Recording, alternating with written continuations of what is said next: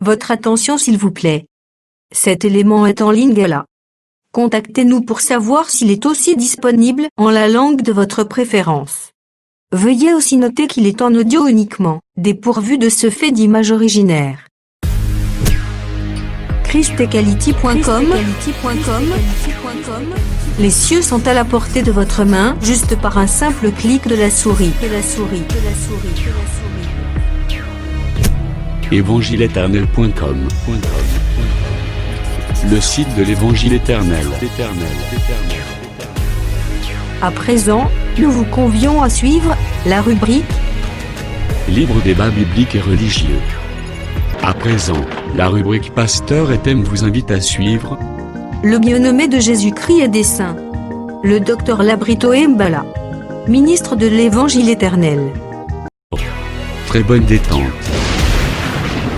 Donc cela, et qui répond, je ne le puis car il est cacheté. Oh, bon, pardon. Yo, oyebi kotanga teninga na yo balobi ki oyebi otanga. C'est que lire wana za lire boyete. D'abord, que toutes les révélations sont comme les mots d'un livre cacheté. Que l'on donne à un homme qui sait lire. Lis donc cela. Toi, tu sais lire, mais lis donc cela. Je ne puis pas lire. Parce qu'il est caché. C'est-à-dire, lire wana zelo comme sous. Lire wana comprendre les Écritures. Donner l'interprétation des Écritures, c'est ça lire. Continue. Je ne le puis car il est cacheté.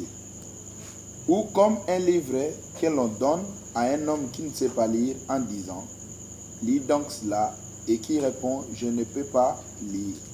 Ok. C'est que, ils en ont deux hommes. Ils en ont un homme qui sait lire. Ils ont aussi un autre homme qui ne sait pas lire. On donne à celui qui sait lire. Lis donc cela, lui, il ne peut pas lire. On donne aussi à celui qui ne sait pas lire. Lis donc cela, lui aussi, il ne peut pas lire. Les deux hommes là, ce sont les deux peuples. Vous entendez? Les deux peuples, ils ont Israël et l'Église.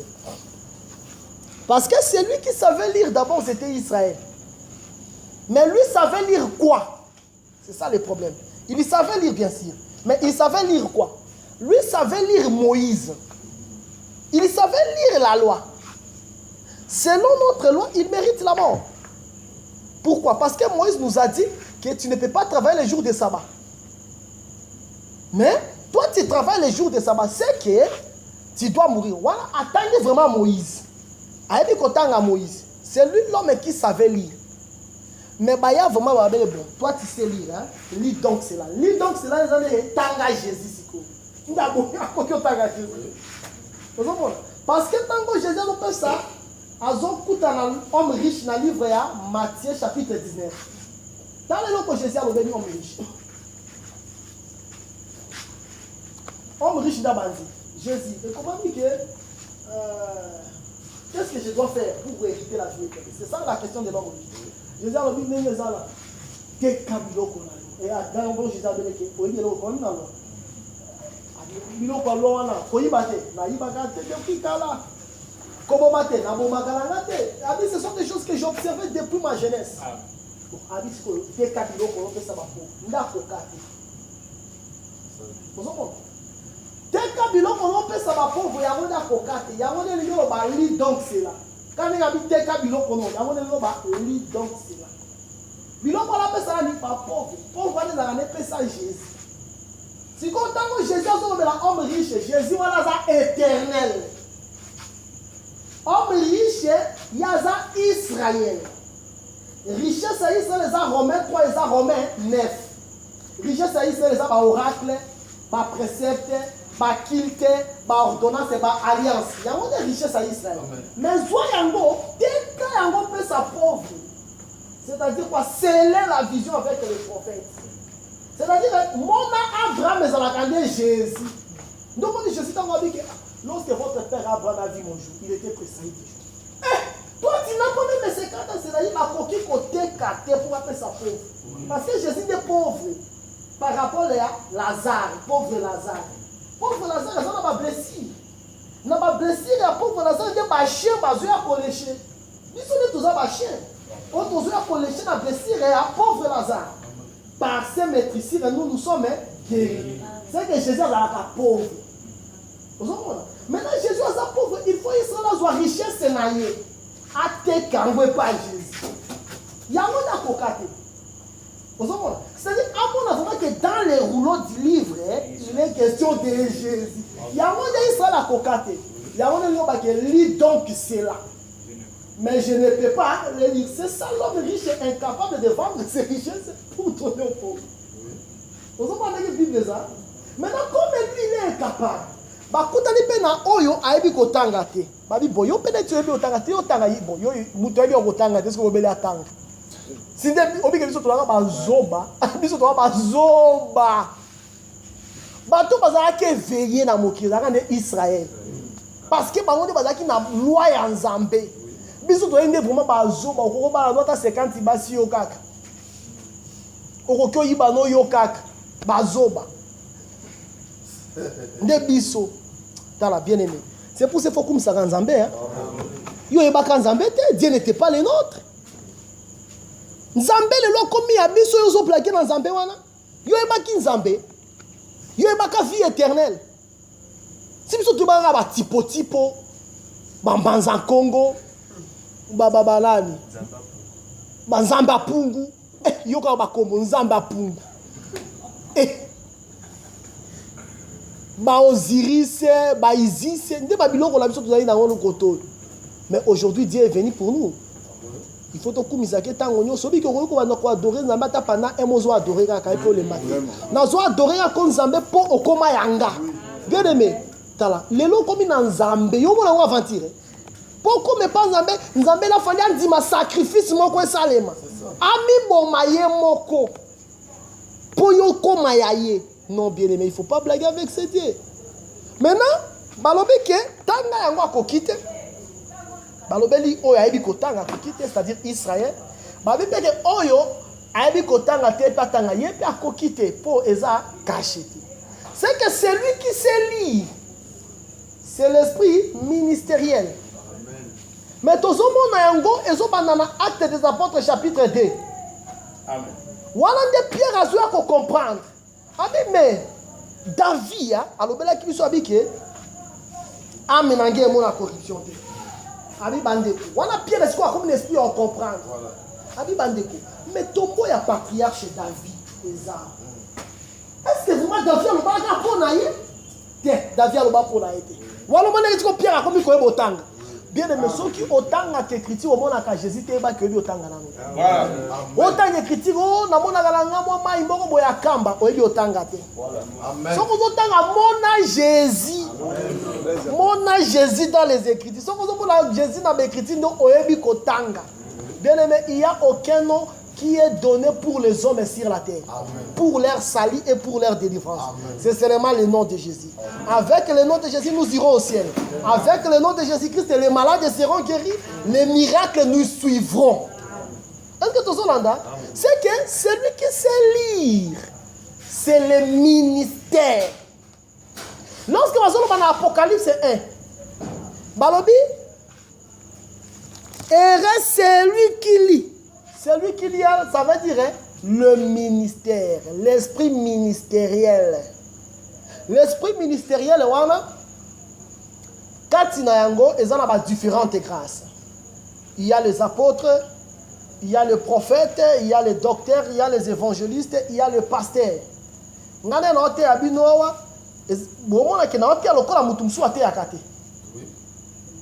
Bino penza basala bino ngolu boko ba ministre boko tia na bino na ngolu na bino boko tia pele tingate sai mutu na mtu na ngolu na ye mais tango okomema biso yakola kisa biso Jésus parce que to baka montre nous le Père et cela nous suffit koya kola kisa biso de que o matina show bando la kisa biso ba griffe ba montre na yo ba biloko non la kisa biso Jésus to sonanda si tu lis vois Jésus dans les écritures si tu lis ne cherchez pas à avoir un homme.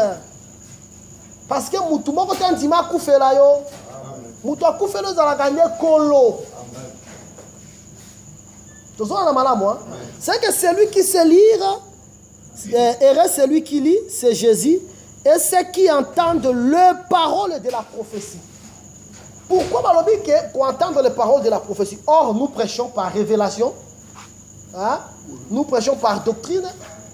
Nous prêchons par la connaissance. Nous prêchons aussi par la prophétie. Parce que le problème dans le qui vient en de Jésus, c'est que lorsque la fille est à Jephthé, à Koufi, il faut les lailler 4 fois par an. Voilà. C'est qu'en un seul cas, il faut la fille à Jephthé 4 fois. C'est-à-dire qu'on les laille dans 4 dimensions. Tout ça, on a madame. Maintenant, Balobi est celui qui entend, est celui qui lit et ceux qui entendent les paroles de la prophétie et qui gardent ces choses qui sont écrites car le temps est proche. Mais pourquoi Balobi parole de révélation? Tu vas dire que la parole de prophétie. D'abord, il faut que la prophétie, c'est la science de tous les mystères. Apocalypse 19, 10 à l'Obaka. Alors, le témoignage de Jésus-Christ, c'est l'esprit de la prophétie. C'est que l'esprit à prophétie, il y a un comme le père géniteur. Vous avez dit, ceux qui parlent de Noé, quand on parle de Noé, est-ce qu'on va négliger Cham? On va négliger Cham? Est-ce qu'on va négliger Japheth? Est-ce qu'on va négliger Nani? Seb? On va négliger Moutouté. Mais on va négliger Noé parce que c'est Noé qui est le père. Quand on a papa, on ne dit pas dans la Katimaye. C'est que la Bible d'abord c'est la prophétie. La Bible c'est la prophétie. Nous avons monté, nous sommes même évangélistes, nous avons pas prophétie pour moi. Nous sommes ministère nous sommes. On est c'est un branamiste. On a signé à Branham était Nakim. Parce que c'est impossible. Quelqu'un qui est de Branham c'est impossible. Parce que possession que on a mon livre à Christ était. Mais mon livre à Branham. Si on est ça de Kakim. C'est un procès, c'est un démoniaque.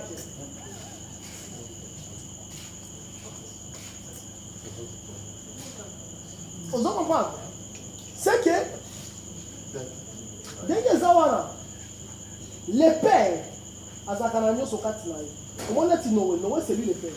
Noé, il y a un prophète. Mais Aboti, Sem, Cham et Japheth. Mais au moment où Noé a maudit, Noé a maudit le Cana. Nana a dit Noé, Cham. Mais Cham a dit mais Noé a maudit le Cana. A maudit le Sima et Cham. C'est ça la révélation. Parce que Jésus a tellement a comme un territoire à Césarien, à Philippe, à tout le monde dit qui suis-je au dire des hommes? Jérémie, l'un des prophètes. Pierre a dit que toi, tu es le Christ et le Fils du Très-Haut. C'est-à-dire, hier, Amoni, ce qui est derrière. Jésus a déclaré, le fait que Pierre Amoni, ce qui est derrière, Jésus a déclaré en révélation. A dit, ce n'est pas la chair et le sang qui t'ont révélé. C'est que ce que va dire Cana. Cham et on a dit, vous m'avez donné révélation. Nous sommes là où Atali s'est dit, béni soit le Dieu des cieux. Si tu pratiques la parole, tu seras béni. C'est ça vivre dans la doctrine. Mais tant que Japheth a dit que Nzambé a étendre possession au Japheth. Soit une possession à Japheth, ils ont étendu. C'est ça la connaissance. Plusieurs diront ce livre, la connaissance est augmentée. Mais tant qu'on dit Noé, Noé sont 4. Vous comprenez? Ce qu'on dit, que le parole de la prophétie. Parole de la prophétie, c'est par rapport à témoignage à Jésus. Mais témoignage à Jésus, voilà, quand c'est la parole de la prophétie, révélation, la carte, connaissance, fait doctrine, la carte, mais négliger l'autre côté. Amen. Si vous ne m'écoutez pas, moi les prophètes, vous n'avez pas encore écouté Dieu parler. Ah, Likambouni. Même maintenant, tu auras qui va apôtre, tu auras qui Dieu parler. Quand il y a un prophète, Dieu qu'on balance là, non? L'esprit apprend de bon monde. Que le Seigneur apprend pour la bise. Balobi boye. Car le temps est proche. Quand les deux ça partagent boye, ils en a bas. La roquille monte dans on pose. La tiki peut de coroter là pour intervenir. Na ba place moussou. Parce que c'est un frère qui a la grâce. Hein. C'est un frère qui a la grâce. Tout comme Bino peut poser la grâce. N'a pas beau travail ne mouké. Beau travail mouké. Ce beau travail ni beau monde makamu go funga magati na bino. Oh non c'est pas là. Papa Hermande. Ali, docteur, Molimo mabe aussi vraiment nga bien. Ozala la ngouille. Ozala la ngouille. Et ça problème ya ko travailler kaka. Omoni bingo soneti na ba AC oyo. Ba AC nono ko zongi sango na kati ya makambo nzambe. Komi tungisa bate. Ozela tango ngo ekoka. Et comme na tamoko boye. Kale boyo ka makambo. Biso to ozala nga msusu ate. Osentir que poso sa makambo msusu ate comme ka poso sa makambo nzambe. Au moins la voix nzamba sa au moins nzamba pambola fungoli yo bien moi apostole comme un temple au moins David hein on a remarqué que vaut mieux un jour dans les parvis de l'Éternel parvis yo imaginez un jour ah c'est yango na kati te parvis zikoyo kati nzamba ko tse na kati abi vraiment o le kisu faveur il y a pas quelque chose de meilleur que la parole de Dieu. C'est pour ça la même chose nzamba pambola bino sérieusement. En pambola bino spirituellement pe nanzo to bomona vraiment ma pamboli en Zambie. Alors il faut toujours qu'on la concentrer même ah tous en partage. Qui dit partage ngelo bani. On peut poser question. Bi bon docteur, et le quoi dans lobby na comprendre en côté. Est-ce que par rapport à l'écriture telle il faut que ça bongote ceux qui pèsent bongote to bi que ça bongote oyo lobby neza solo. C'est ça l'humilité. C'est-à-dire que et là vous m'avez dit que ça bongote mais ozoni nganga picleter. Et ça bongote vraiment ah on m'a fait autant bien nzamba pambola yo. C'est ça l'église du Seigneur. C'est-à-dire que ça bongote so picleter, ce que ça bongote to bimisi. C'est comme ça que nous allons marcher. Babi et qui garde les choses qui sont écrites car le temps est proche. Toi dans le verset 3, le temps est proche. Le temps est proche. Et ça par rapport à cause la attente et à retour à Christ. Le temps est proche, on comprend bien autant qu'il Marc 13. Voilà le maître de la maison. Le maître de la maison, Azotika, ouvrier Nandaku.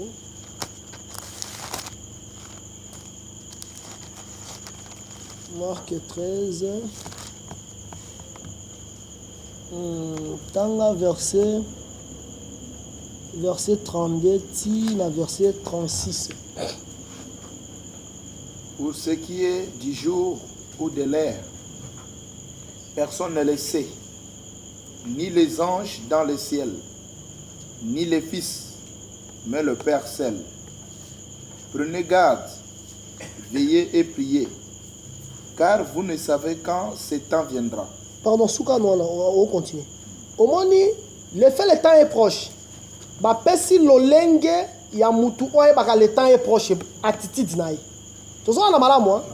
Bah, si attitude ya mutu oyo le temps est proche. Au moment le fait ils sont dit que le temps est proche. Yango de tout ça là, qu'on veille ça d'abord ya kuzanga pongi. Ça veut dire nous veillons par rapport aux écritures.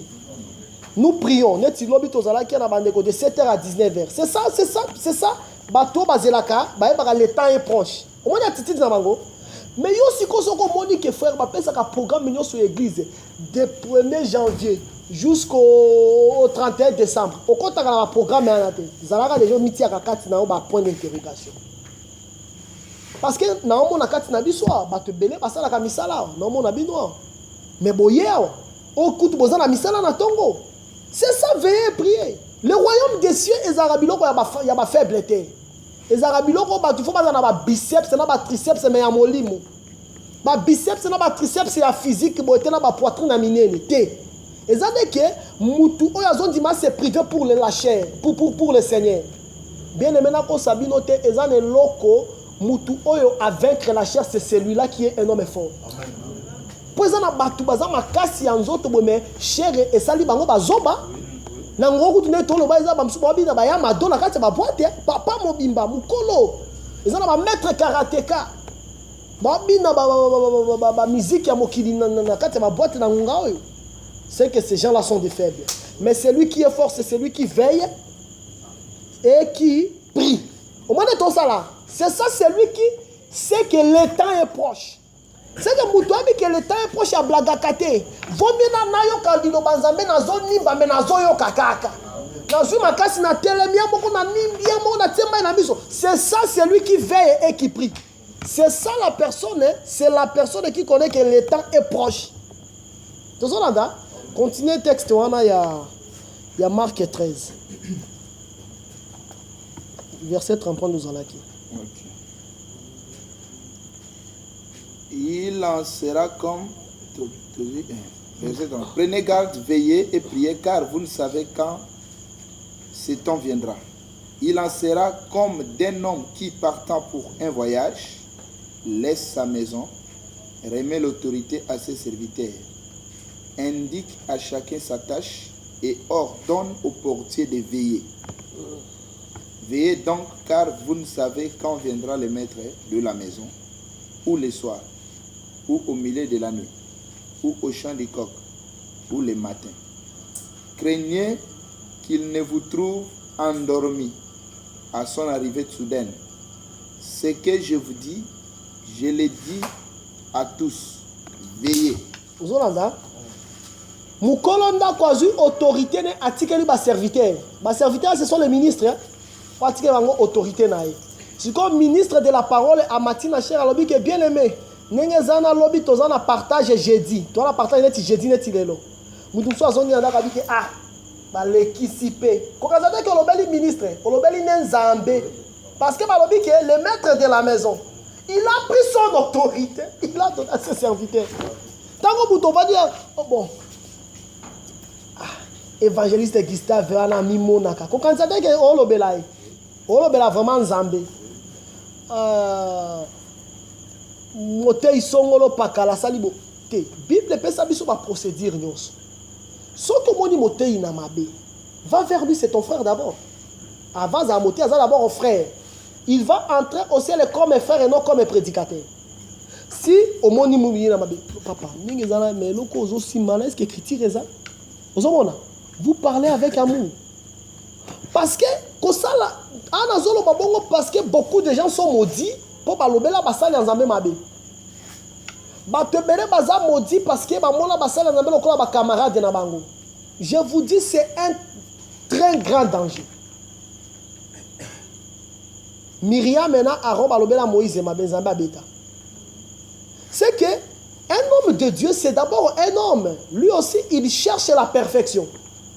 Ozonanda kadeki ozokuka perfection pe ozokuka perfection kokazate ke so to lobi atobi ke to pesi requête bon ndenge zawa to sambela nzambe to lobela nzambe nzambe asunga biso apes akangola biso na ba faiblesse kokazate ke ngana no vana kimia ngape no sambela ngape na yebi ke lo mo bozo tunsanga nzambe sunganga parce que lelo eloko nazana ngo nazanga na ba défaut ebele mingi kwaya.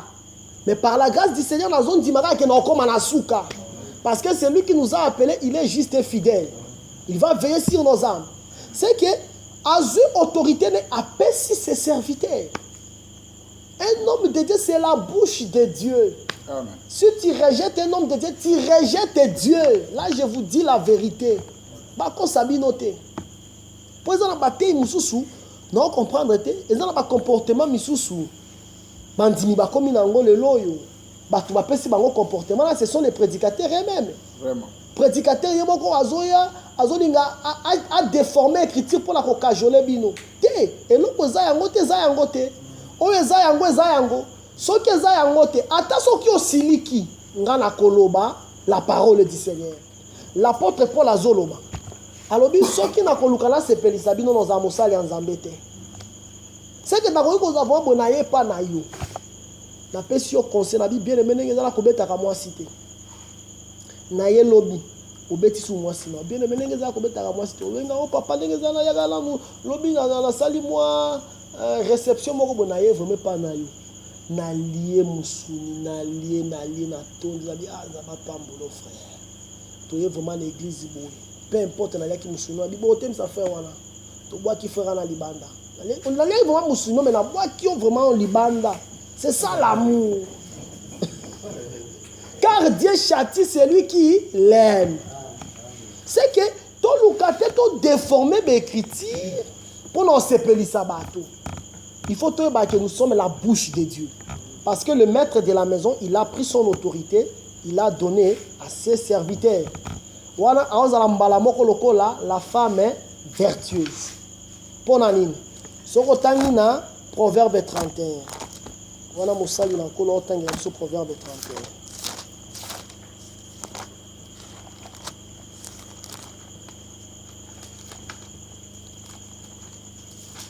31. Du verset 15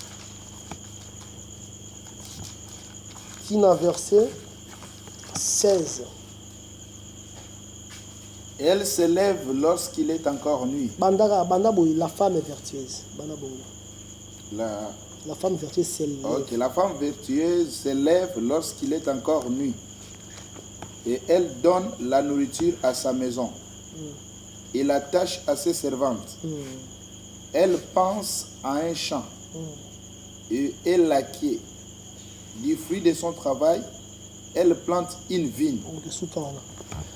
Awa balobi que femme vertueuse asanini aope sa tâche et pas ba servante. Mais na marque kuna na marque 13, ils ont les chefs aope sa tâche et pas ba serviteur. Vraiment. C'est que moté yazalaka serviteur, moté yazalaka servante. Jésus-Christ azalaka serviteur, Jésus-Christ azalaka mobile, azalaka moisi. Très bien. Pour Adam azalaki mobile, azalaki pe moisi.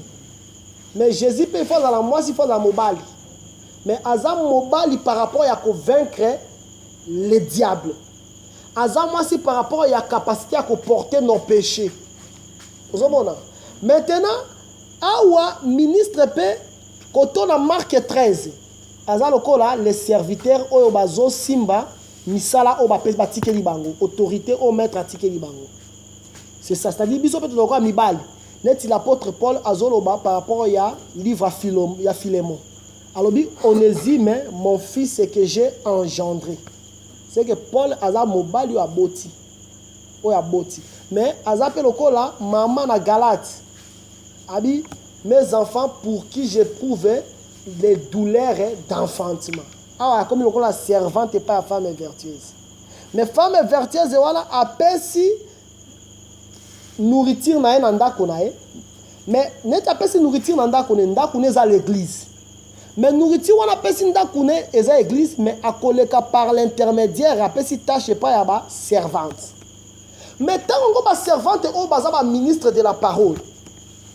Bazo travailler, yé loko la femme est vertueuse, elle pense toujours à un champ. Champ wana zalaka Israël. Parce que le champ c'est la femme. C'est que ndenge to travailler, net Jésus au travail na biso par de différentes grâces ministérielles. Jésus-Christ, il réfléchit toujours quand est-ce que je vais retourner chez mon peuple. Pour Nanini, parce que Azal lié par l'alliance d'Abraham, d'Isaac et de Jacob. Donc, on a livre Lévitique 26, même dans Deutéronome 28, Azol Babi que Nenge Zawana, Alobeli Salomon Soro Sumuki, Ishe na yoko zanga, eko zanga bilia, Corben na yoko zanga bilia, Nakobeto na maladie égyptien hémorroïde, Abi mais Nasuka Okendabi que non ça toujours alliance à Abraham, Isaac et Jacob. C'est que la femme est vertueuse et Oeza Jésus Azolei Sabiso, a quand toujours 15 jours à Zongela Israël. C'est-à-dire notre temps et qu'aussi là un jour, et puis Israël a cause la source visité par le Seigneur de gloire et Jésus-Christ. Et Israël a cause la visité par Jésus et cause la terre par un homme né à Malachi quand les Abraham. Mamate a moko et pesa kari dante. Mamate a moko ya mabe makasi. C'est que voilà to kenega poto la que le temps est proche. C'est que comme le temps est proche, nous devons vraiment veiller. Qu'on veille demeurer dans la parole de Dieu. Amen. Demeurer dans la parole, mais aussi vivre la vie de la prière. Parce que bien aimé dans le Seigneur, bino basali na kolo, lobi bino ne botika en église oyo. Non lobi la bino pe sa bino conseil en public. C'est que ceux qui botiki prière, ne kufa na bino koki. Prière, ceux qui mi prière, yeba ko bando sumu quand même comprendre. O comprendre. Et ça la frère mo boya bi papa ngani na na comprendre ni no sumu ka mikolo no comprendre. Qu'est-ce que abi papa no église na bio. Qu'est-ce que so sumu ka kaka. C'est que il faut beaucoup prier parce que le temps est tellement mabé. Vous comprendre hein? C'est que tant que le temps est proche, et par rapport au que bisoba na nzambe, il faut tout demeurer dans la parole et dans la prière. Jean aux 7 églises, on a dans verset 4. Hein? On va aller marcher dans l'Apocalypse. On va aller marcher chapitre 22. Vous entendez? Jean aux 7 églises qui sont en Asie. Que la grâce et la paix vous soient données de la part de celui qui est, qui était et qui vient. De la part de cet esprit qui sont devant son trône. D'abord, Babi, Jean aux 7 églises qui sont en Asie. Cette église où on en Asie. Est-ce que c'est une église spirituelle? C'est une église. Babelo cette église en Asie. On nous raisonner. Si Babelo cette église en Asie. Cette église en Asie, on a cette église est à niveau de Turquie actuelle. Parce que c'est en Asie mineure. Asie mineure, on a les lots oyo et dans les Turquie. Maman comme ça qu'on raisonner minute au Kyopumwa liboma. Ils ont mis toute la question que Nzambe a utawapi. Nzambe a utapi au bandolo balanzela parce que bandolo ko liboma. Il vit par lui-même et il est éternel souka wala ko bela mutu pas cité. Au cette église qui sont en Asie, cette église là qui na Asie mineure. Asie mineure lingelo baké na Turquie. C'est que ceux qui montent ils m'ont croyé. Abi que mon évangile banda na RDC, évangile banda na Congo Brazzaville, aza moto alokuta. Donc on mo paga. O moni ba tumi susu, ti lelo yo, mutu mo avanja otu na question bi docteur. On sait qui est vrai Jésus alobela ki biso abi que aller partout dans le monde. Prêcher la bonne nouvelle. Voilà frère otu na question hein. Très concentré, on a ça il peut ba calculer né belé quand on là.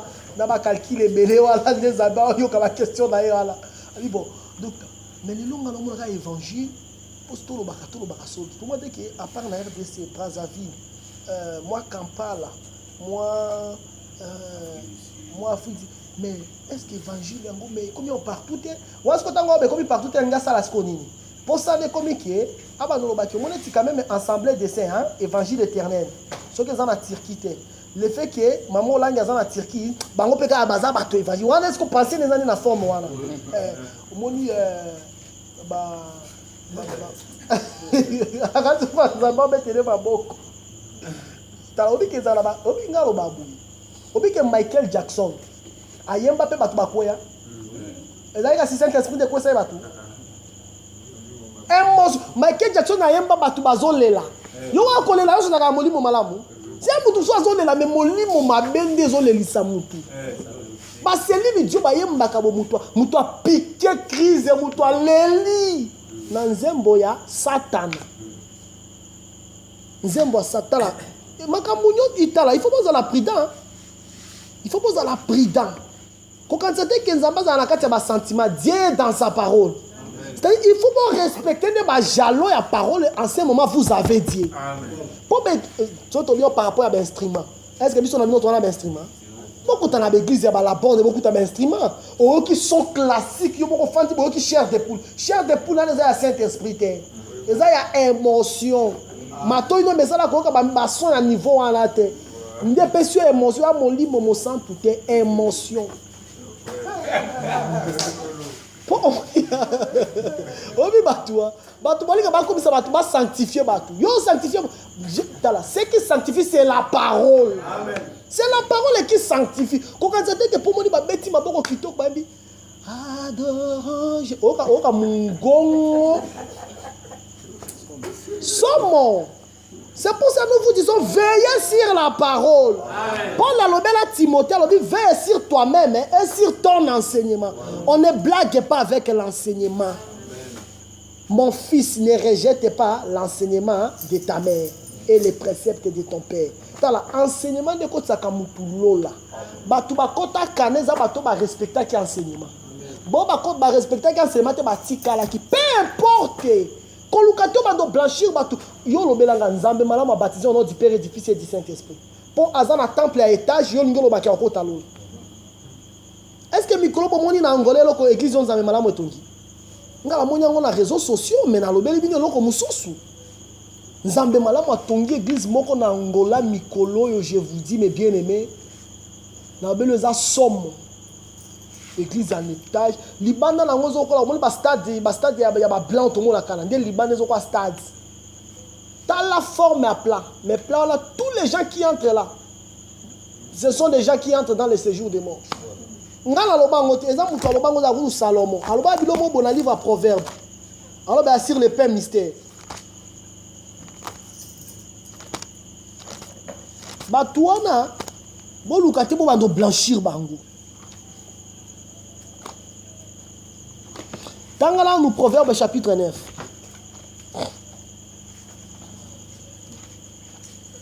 verset chapitre 9 verset 16 à 18. Que celui qui est stupide entre ici. Elle dit à celui qui est dépourvu de sens, les eaux dérobées sont douces et le pain du mystère est agréable. Et il ne sait pas que là sont les morts et que ses invités sont dans les vallées du séjour des morts.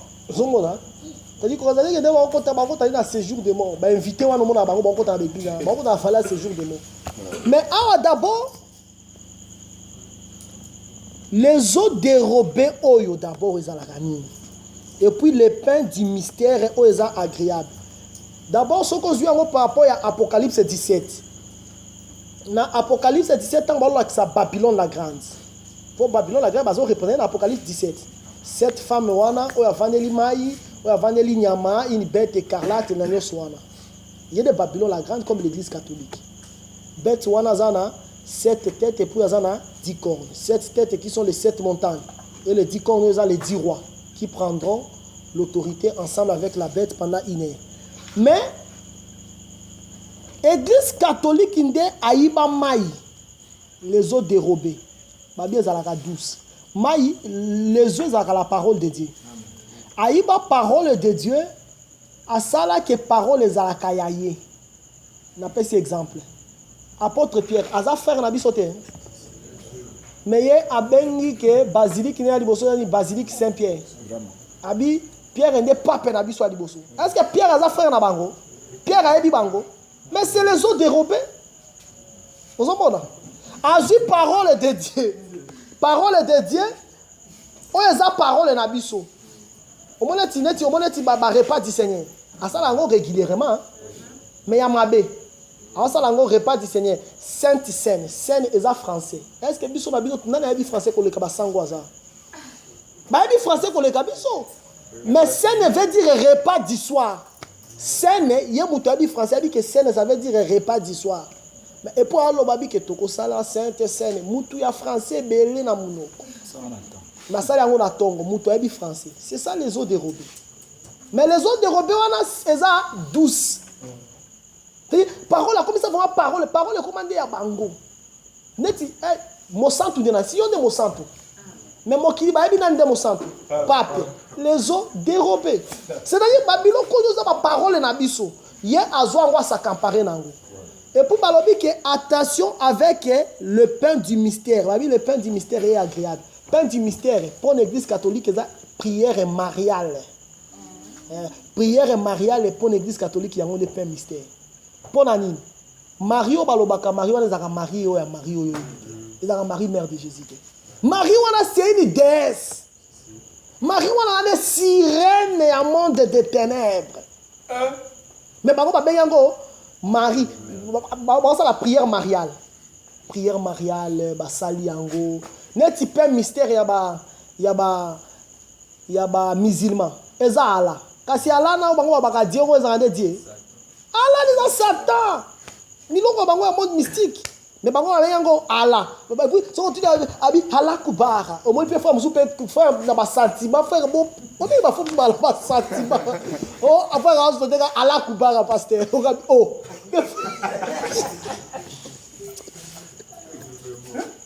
Aujourd'hui, mais frère, ça ignorant.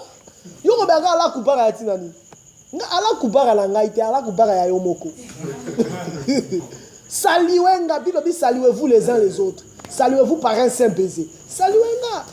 Ala kubara ba Jésus l'accepte ala kubara. Nous sommes les anini, les pains du mystère. Ce sont des choses mystérieuses. Il y a blague. C'est que différentes religions, différentes doctrines, elles ont un pain mystère. Nous avons une prière mariale, l'église catholique. Marie wana eza Marie oyo kanzaka te sere na biso. Bango bayebi Mario bango balobelaka. Bango balobelaka Mario. Mais babi ke bato bakotaka wana. Babi bakotapi na vallée à séjour de mon. Balobi yango na proverbe. Tout. N'ai-je pas mis des choses sires par écrit pour t'enseigner? Yoko zoko eloko nini esema na mokili oza libanda ya Bible.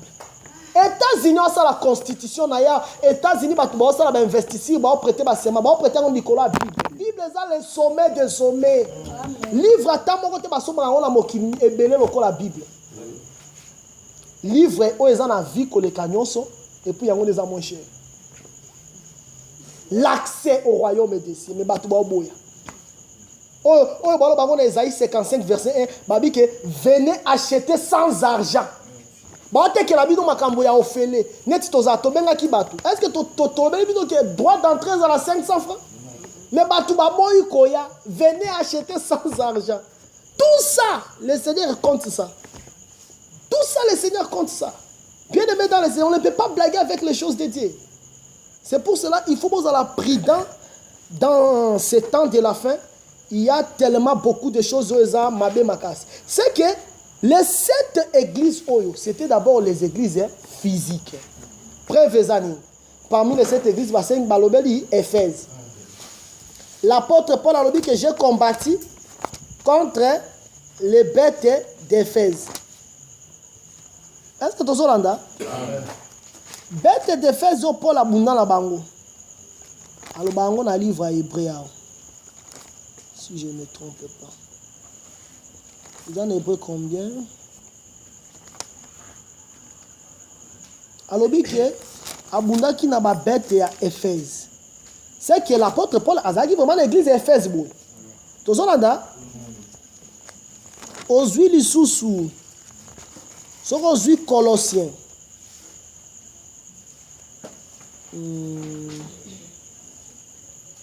10 ou 11, quelque chose. Obi? Colossiens 4, 16. Tant appelé Colossiens 4, 16.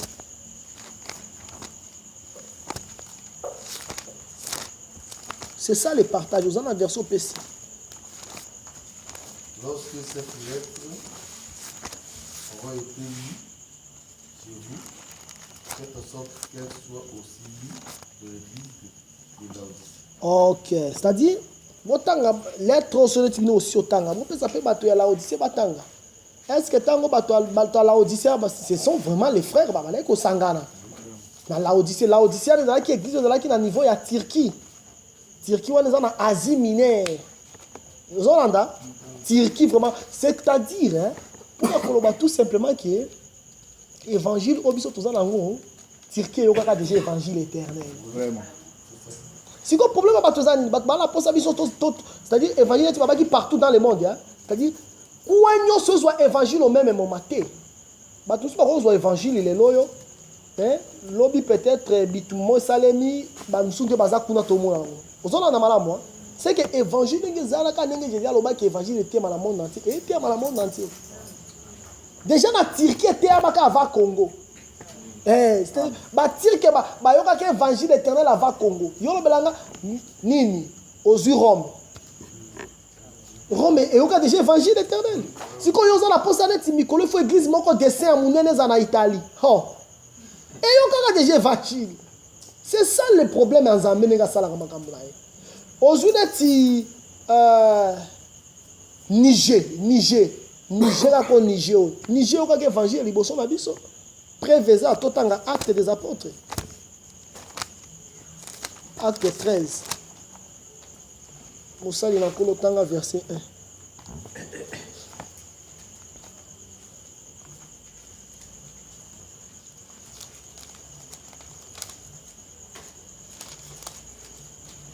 Il y avait dans l'église d'Antioche des prophètes et des docteurs.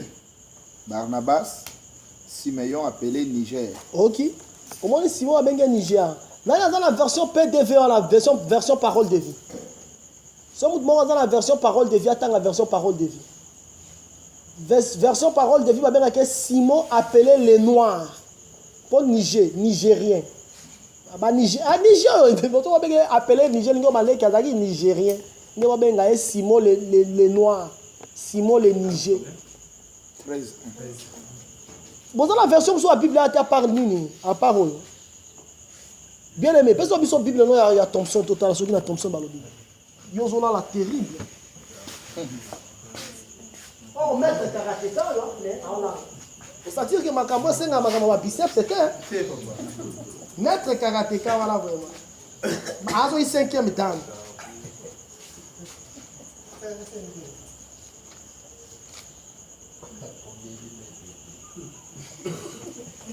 Ah, tu vas dire qu'elle est migée. Dans la pensée, la version parole de Dieu. Voilà la version sous dans la Bible, dans la Bible. Tika. C'est que, bon, vérifier dans la version dans l'internet. Dans l'église d'Antioche, il y avait des prophètes et des docteurs. Des prophètes et des docteurs, tout dire qu'il y avait quelqu'un qui est Simon Niger. D'abord, il y a beaucoup de prédicateurs par rapport à verset à Acte 13. Non, on se pose l'écriture. Est-ce que Acte 13, ils ont par rapport à une position de même ministérielle?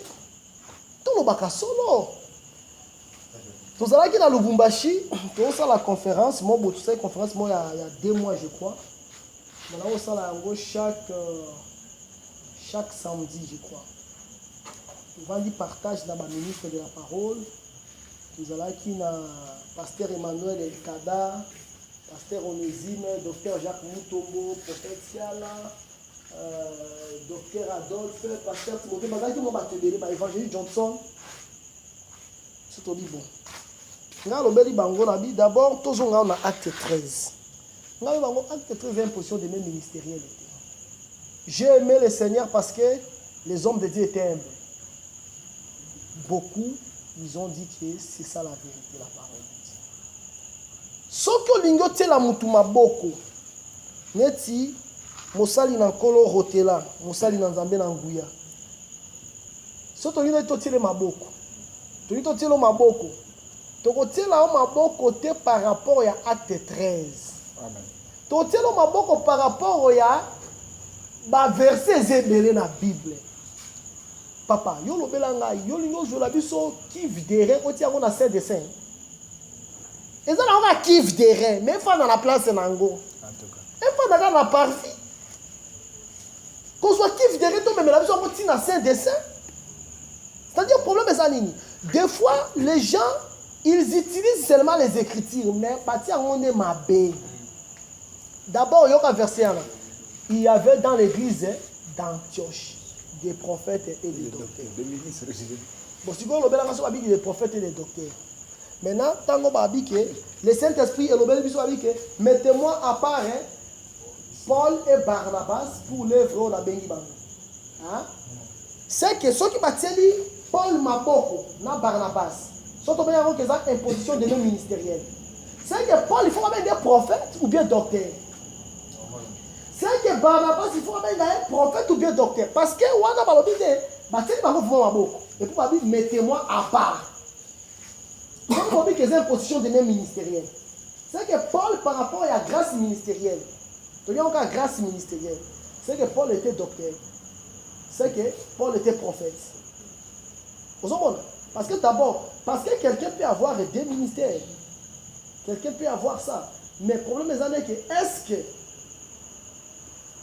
tant qu'on va qui Paul Mabok ou bien ministère et à Paul, ministère phare, il y a Paul. Est-ce que le ministère à Paul, Paul c'est un prophète? Non, Paul c'est un apôtre. Paul est ministériel par rapport à la grâce ministérielle, Paul est un apôtre. Barnabas, apôtre Barnabas. Mais à Obalobi, mettez-moi à part Paul et Barnabas. Il y avait que l'ensemble des prophètes et des docteurs. Des prophètes et des docteurs, Paul a Barnabas. Et puis, deuxième hypothèse, la Bible dit que c'est le supérieur qui bénit l'inférieur. Lobelanga, Simon le Niger, il était le supérieur de Paul. Hein? D'abord, il n'était pas le supérieur de Paul. C'était 2 frères qui s'étaient réunis dans les choses de Dieu, 2 frères zélés, aimant les choses de Dieu. Vous comprenez? Maintenant, grâce au balai Kotali Samakati na bango comme 2 frères, on sentait vraiment que, parce qu'il parlait plus sur les Écritures. Tant que Paul appelle ces Écritures, et l'autre, on a un il faut en Esaïe. Barnabas a dit, et l'autre, on a Ézéchiel. On s'est dit, et l'autre, il faut en Amos. C'était marcher dans des précisions pareilles. En ce moment, Babi, c'était des docteurs. Maintenant, comme il révélait les Écritures, ils ont fixé par rapport à Batan Bango, par rapport à Batan à l'Écriture, il a dit que non, c'était des prophètes. C'était comme ça. Mais l'imposition, l'association ministérielle, on dit, Makaboune, c'est vrai, Jésus-Christ est la fin de la loi. C'est que je suis en train même d'expliquer quand je crois les mardis. Christ t'a expliqué comme les cadets Barnéa. Là, quand on comprend le nom de l'Obasico, c'est très important pour comprendre. C'est vraiment très important dans insister. Christ est la fin de la loi. Il est la fin de la loi quand? Lorsqu'il a célébré la 3e Pâque. Lorsqu'il est mort à l'âge de 33 ans. Comme les cadets Barnéa. Il est la fin de la loi.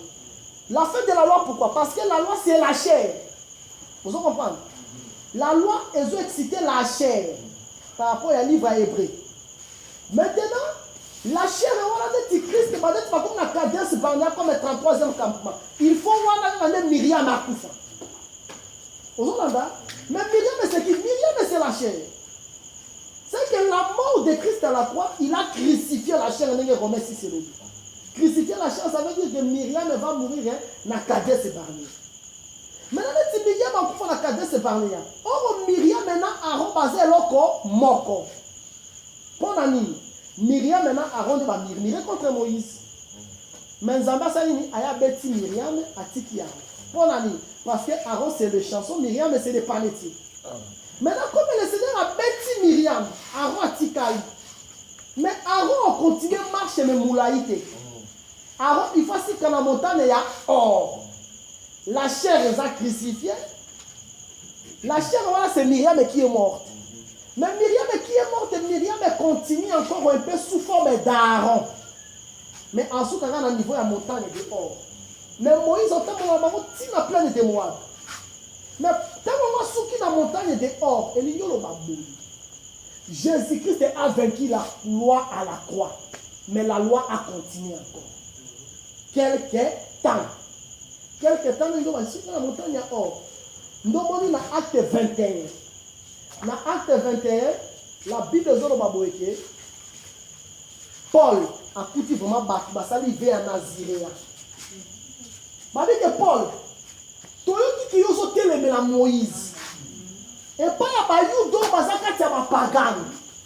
Il dit que tu as la circoncision des enfants. Mais il y a. Batu ba yi dia ke yo sokomia il va ke batu ba koya mais tu peux son conseil wala ba apôtre Jacques tu peux son conseil batu ne faut voir soin na bango basala qui vient à Naziréa pour voir la besoin na bango pour voir l'offrande c'est-à-dire pour voir l'offrande na on ça vient à Naziréa pour faire ça ba torturer pour faire ça ba pigeon c'est que Paul a fait vraiment son ba torturer a son ba pigeon wala yesu asi akufi le kunus Paul a tombé. Paul a sali hôtel, a tout bien dans l'ancienne alliance. Paul a dit, parce que Myriam a coupé, mais Aaron continue à mourir. Vous comprenez? Donc on dit, tant qu'on va 4-6 jours, si tant qu'on va 4-6 jours, c'est pas au côté en boca, dans le canal. Man est à la loi. Parce que Jésus a dit que vos pères ont mangé la manne, ils sont tous morts. Mais man est à la loi. Man continue quand ils sont après Jourdain.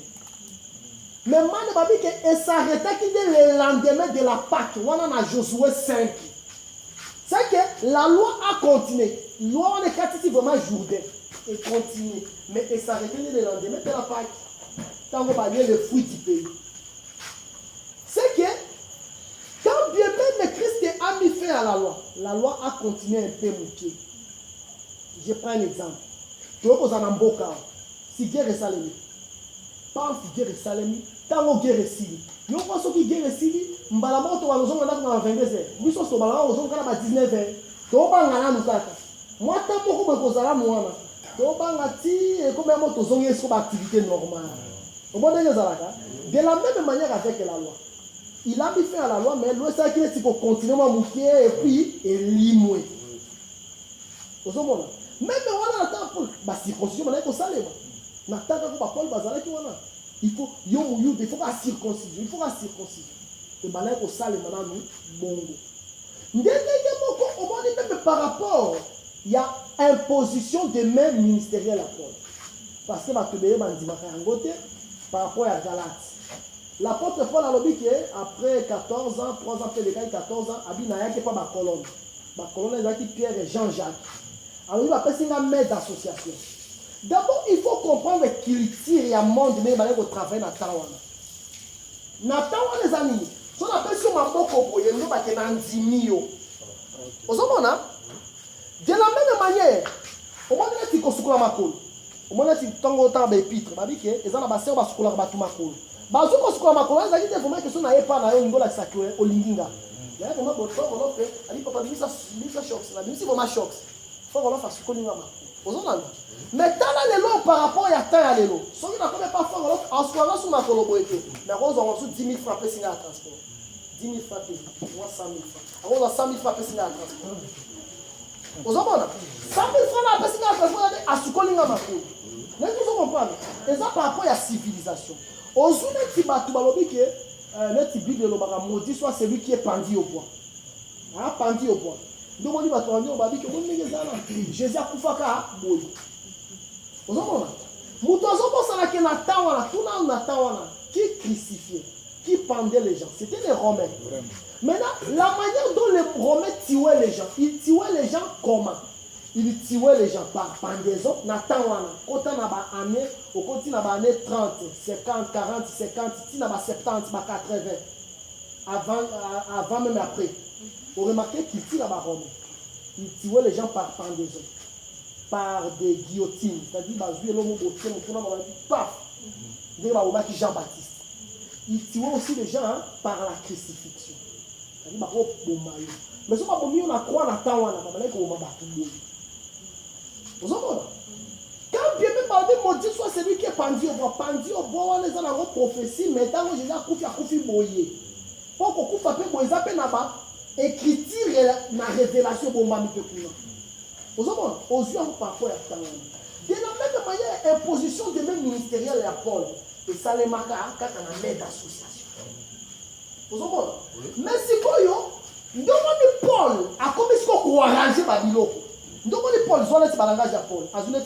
1 Corinthiens 14. Dieu n'est pas un Dieu de désordre, mais un Dieu de paix. C'est à quoi est-ce qu'on peut arranger Babylone? Nous, Paul a dit que je bâtis les fondements comme un sage architecte.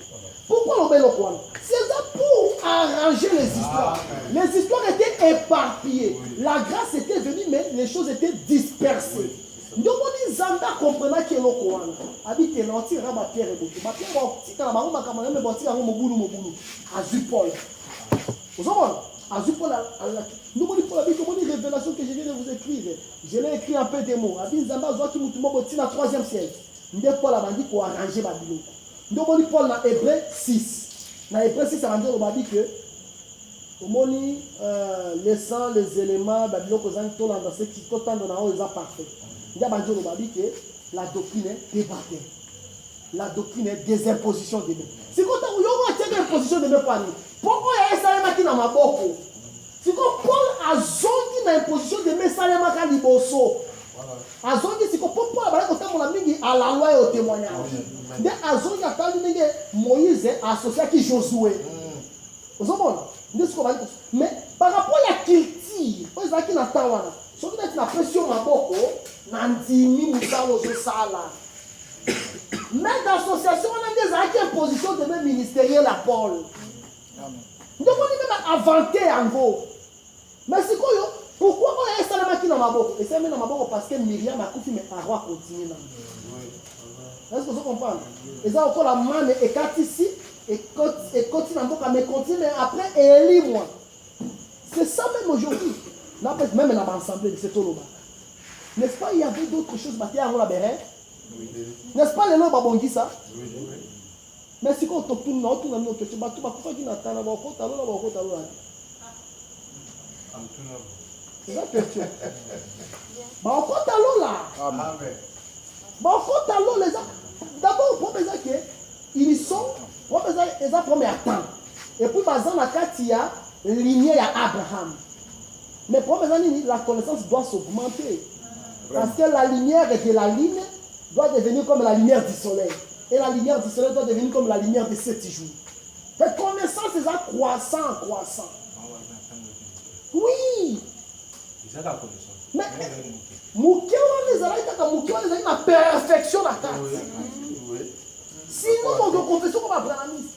Nous, on va dessiner la bango. On a qui va dessiner toi, va dessiner va dessiner 3, 4. Va dessiner la lumière, ils ont Mouké. Lumière Mouké, on a des pôles. Va dessiner la lumière et Mati, moi Mouké. Et Mati, moi Mouké, de Irénie. Et Mati, moi Mouké, on est ceux qui Whistler. Si bah comme pas apprendre là mais va tomber ici lumière. Paul a été qui makambu nyonso. Oui, c'est un américain. Il va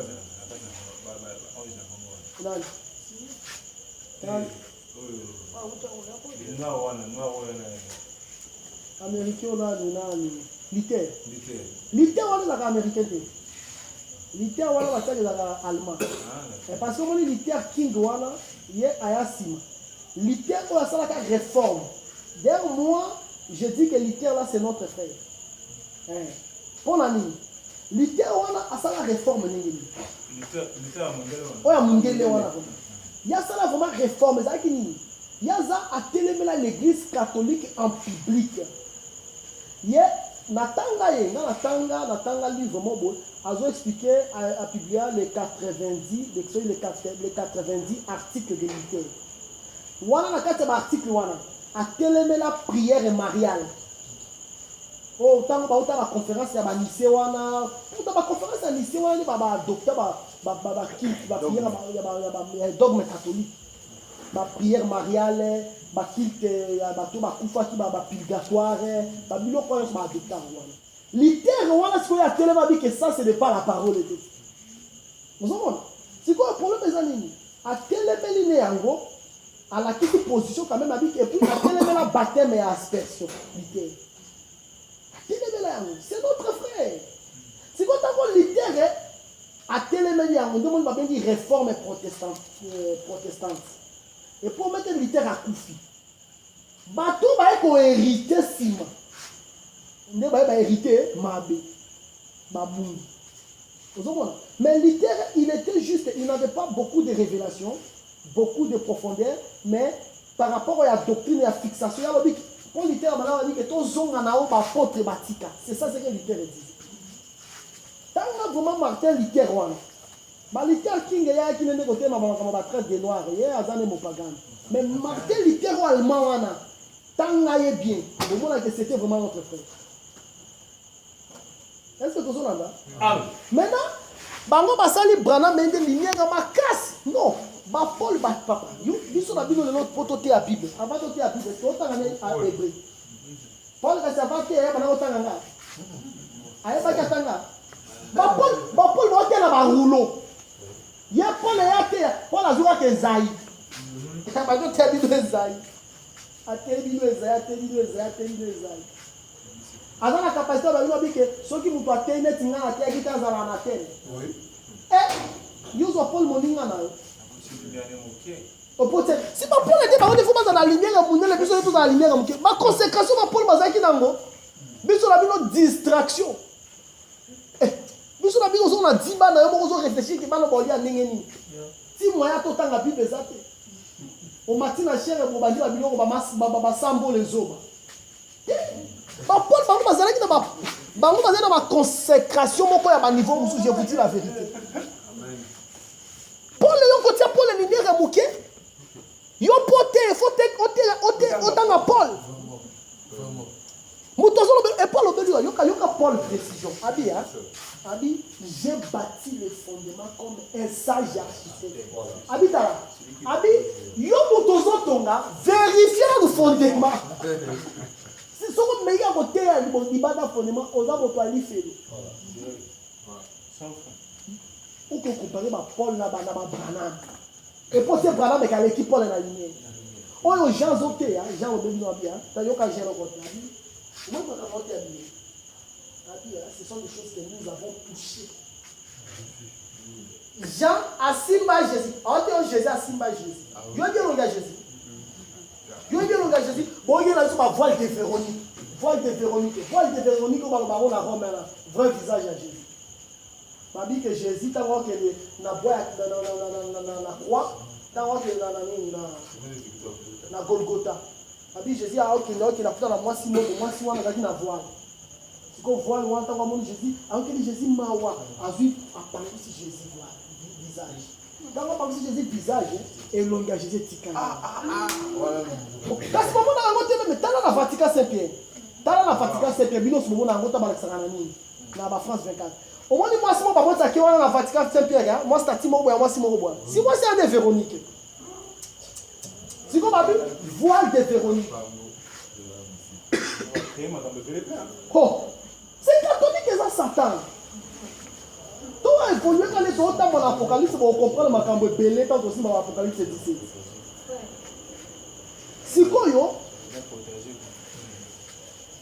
ma voile de Véronique est vrai visage mais ce que Jean le a dit Jésus il faut entendre ma voile de Véronique a dit les choses que nous vous disons la vie a dit la vie la vie j'ai touché nous avons vu Pierre a tambour la maille tambour la maille sur le zinga et pour moi il y a tambour la mer voilà Jésus faut comprendre Jésus n'a pas dit comme Jésus tambour la mer place à vos mères et ça en agitation bien au tambour.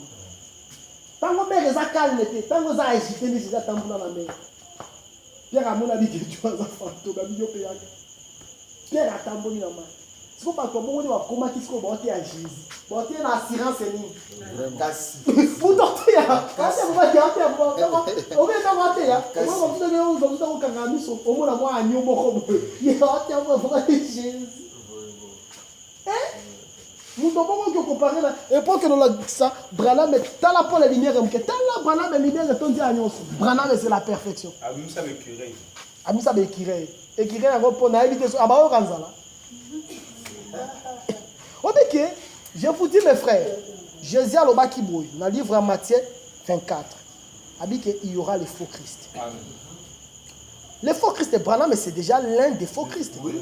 Parce qu'il y a vraiment l'objet qui est une perfection. Or, la Bible dit que si Josué appelle ça qui est son repos, dans le sous repos, on est Hébreux chapitre 4. Mais Jésus n'a même pas son repos. Mais c'est quoi le dit que Branham n'a même mis repos. Mais on est vraiment antichrist. Bien aimé, complaqué dans ma camboyoté. Les antichristes, on a dit qu'il faut aller à la table mangwanda. Les antichristes vestent cravate, nez, gilet, montre à nom, boots Chelsea, Mutuka, antichrist. Pourquoi tu vas comme complexé ma casse? Je vous dis, tu vas complexé.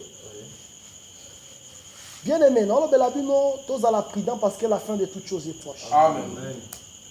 C'est que, dans au moment de l'apôtre Paul, il a bâti les fondements comme le Seigneur architecte. Ce sont des gens qui ont orienté Makambo. Makambo qui n'a pas dispersé. Mais Paul a orienté l'oko les locaux. Donc, on a dit dans le livre Hébreux 6, on a dit que doctrine et des impositions. L'imposition, c'est la doctrine.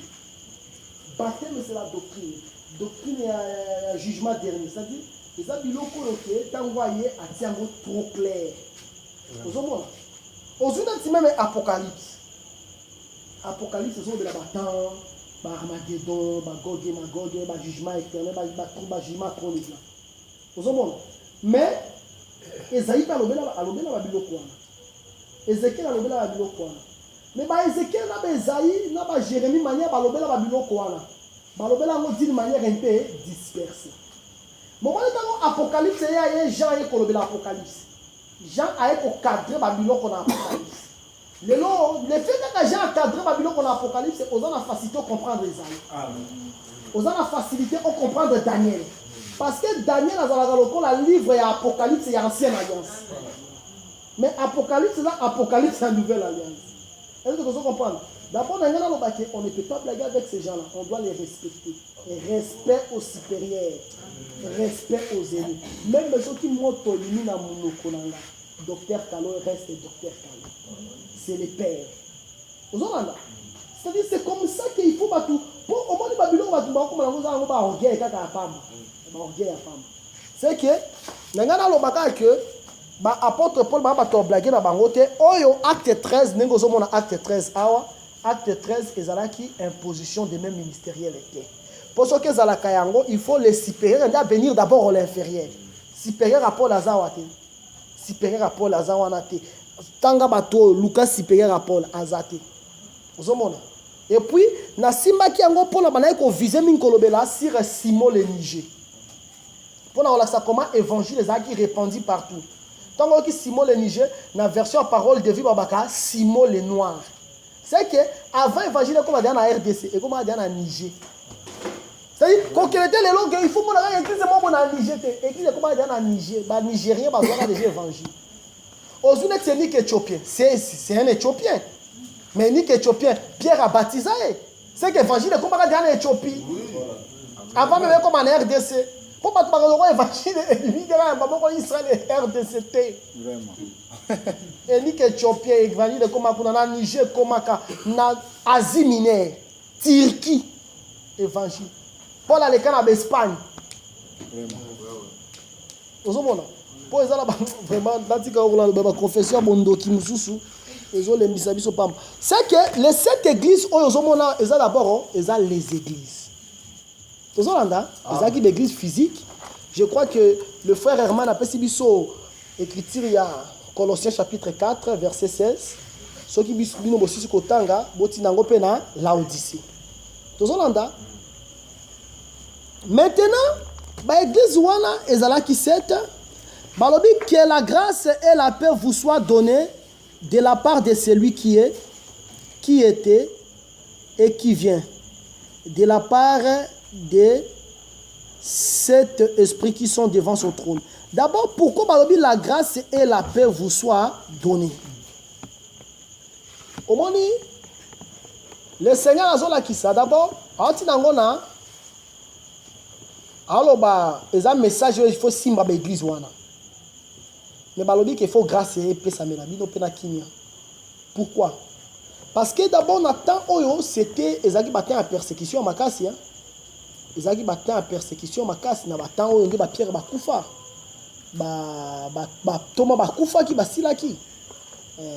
Jean Coutu ya kendaki babiloko nyonso zongi yango na Apocalypse. Azoki yango na île de Patmos. Île de Patmos eza archipel ya au moins 50 îles. Kuna wabala ko boaka ba bête féroce bazala kuna. So ba boaki kuna ba lieyo. So ba boaki vraiment kuna ko ya otika ote. Tara ko ya zana nzala. Otika ote ya mo vraiment ki onde bilia.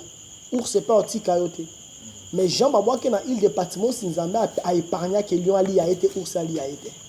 Bele meso ki nzamba zanga muno mutu moto otelemela. So ki nzamba lo dia batela bateli. Ata so ki mutu aloba ke tokomona akoka yote parce que nzamba zanga mbuna yo. Sikoyo, dans la persécution, il a fallu fortifier d'abord la grâce et la paix. La grâce pourquoi? Que grâce à Zambé Zalakati Nabino, grâce d'abord, tu y par rapport à titre, nous allons définir grâce. Tout en nous titre. Titre chapitre 2.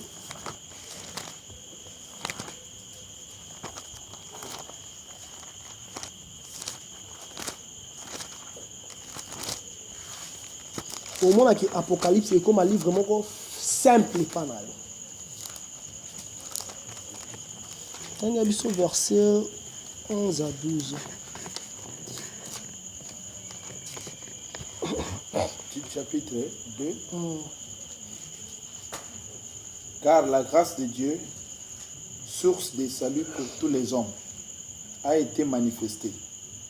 Elle nous enseigne à renoncer à l'impiété et aux convoitises mondaines et à vivre dans les siècles présents selon la sagesse, la justice et la piété. Ok. C'est que on dit persécution tango yaka. Et ça là que moi céder hein. Persécution pour yaka tango yaka ça moi céder. Yo imaginez pour persécution yaka la batani. Et au cœur la tamo boy on dit au fani vraiment boza sert en Christ. Au fani vraiment boza sert en Christ. Tango za mafuta nozo pakola. Vous en allez de beauté na yozo pakola. Attention mon côté. Vous savez, une semaine bon lait de beauté si. Une semaine bon. Moi ose sous lait de beauté. T'es pas fou moi quand moi boya proposer. Continue. Allez là fort. Bon on va dire que tango moni bongo mutu atomoni na pantalon yebaki yo mo da manom sala mba po na za po sana na la kisabi no ninga oboya pe mibali. Tango moni mo paga na zo linga yo na mutu no yo mona da ke comment oyo aza crocodile ou bien aza ours sorti de la mutu no to mona nyama yebaki okoko lingete parce que o mona déjà nyama parce que ba pekisa na Israël ko coucher na nyama te wana za nyama mutu za na esprit de Dieu. Tous on a mal à moi. Yo dans la mutu no zo mona bike oyo aza nani bino boy ba koma banyama oza taba surtout on moni so moni aza mande fo be ba je ko tie da taba so moni aza la mande fo mbele e bobo o tie la biloko ala nyoso siko o moni tango persécution yaka o moni na batango wana tango ozangi mafuta ozangi lait de beauté ndo moni vraiment que John a iko proposer et puis tango proposer wana d'abord il y a mon gars a crédit à ticket de $10, il y a crédit 10 000 francs à crédit. Il m'a dit, na route CDT. Ko CDT parce que vous avez mon Nzambe. Ils ont encore habilo comme ils ont flatté parce que le diable en même temps il a tenté Jésus avec les biens matériels. Biens matériels la tentation monnaie, pas ko sabinoté. Biens matériels les alaka une forte tentation. C'est-à-dire tant la tentation bongo toi qui es fille d'Abraham ou deux fils d'Abraham, tu ne peux pas céder. Alors l'effet persécution c'est là qui m'a cassé. Nous avons dit que la grâce. Grâce aux amis, vivez toujours selon la piété. Ne vivez pas selon la convoitise. Peu importe la persécution. Nous avons tellement ils ont dit kabatuna pour ils allaient qui bako zobo yo to pexo komba Yesu. Yo zo kate. Oh alors les ala to di masoko zo Dieu sur ba boîte qui vraiment pas Dieu. Yo wana on a dit que nous avons pas la paix à Daniel. Maintenant Daniel lui a parlé qu'il devait donner ma révélation. Mais maintenant lui a damné avec appétit. Ou c'est vraiment pour panzayo. Vous comprenez? Maintenant, tant que nous avons dit Salem, dans l'époque voilà, nous avons dit Jean dit que la grâce du Seigneur. Ils en ont dit. Un jour, tant qu'on a la parole. Grâce aux amis, grâce aux amis, vivez toujours selon la piété. Ne cédez pas. Parce que votre récompense sera grande. Mais grâce à Dieu, il faut la paix aussi. La paix du Christ. Jésus-Christ, avant qu'il a dit que je vous laisse les amers. Avant que je vous laisse des grâces, c'est la vie. Je vous laisse les mariages. Alors, que je vous laisse ma paix. Vraiment. C'est pour ce que surtout aux la parole de Dieu bien aimé. Et ça les malades qu'on a la parole de Dieu, au lieu qu'il nous bagame, mais aux la situation ma casse mozo katimia katimia. Vraiment. Bien aimé, maman ça c'est la parole elle est qui fixe à commencer. Parole de Dieu, ezalaka elengi parce qu'on fait ça en katino au ressentir souffrance au battre sentir. Bah par contre la crise économique mondiale mais on la mort pour battre parce que même la carte la crise, les seigneurs au moins la battre comme mais il faut dire aux autres ma santé bouille. Yo mo nga mutolea kama mkoso koko mais parce qu'on a santé bonne té nzamba tie grâce na yekati koko parce que la parole de Dieu c'est la paix sikoyo balobi mais mutongo zo pesa kimyango ozolanda mutongo zo pesa kimya alobi mutongo pesa kimya azalaki aza pe azoya omoni siko mutongo pesa kimya wana babi ezana mutu azalaki aza pe azoya ozomona de la part de celui qui est qui était et qui vient quand babi celui qui est qui était et qui vient ça veut dire quoi qui était ça veut dire oyo asalaka na Israël ekala le temps de la loi des psaumes des prophètes même aux yeux on peut ozongisa même tina éternité et nous sommes dans la kati il a passé. C'est mutu azalaka na parce que yeka kandi aza c'est que mutu oyo akabaka mer rouge to bezalaka ka Jésus On a discerner qui était, qui est et qui vient. C'est-à-dire, mutu akabola qui mer rouge, na mutu atabola qui bikoma mai baza batumi balete. Ozolanda, mutu oyo sala ke moye tele mana gabao. Na mutu akufa qui ne kunisi ba batumi balete. Ozomona. C'est que mutu oyo alezaka batu mane na désert. Na mutu alezaki batu lipa. Na Matthieu 14, na Matthieu 15, abaza batumi balete waka mutu moko. Parce que c'est lui qui était, c'est lui qui est. Kaka ndenge aza na biso lelo ye mpe kaka azalaki na bapole. C'est pour ça que nazondima ke nzambe wana asekisa laza asekisa etikisa atekisa tabika aza na mabota asekisa motu lelo. Totika badistraction bien aimé, totika badistraction. Le miracle c'est quoi? Le miracle c'est la parole de Dieu. C'est-à-dire soki tose concentre moto ose quoi. Soki tose concentre aveugle akomona. Amen. Allez, s'il vous plaît, au numéro suivant, pour retrouver la suite de ce message.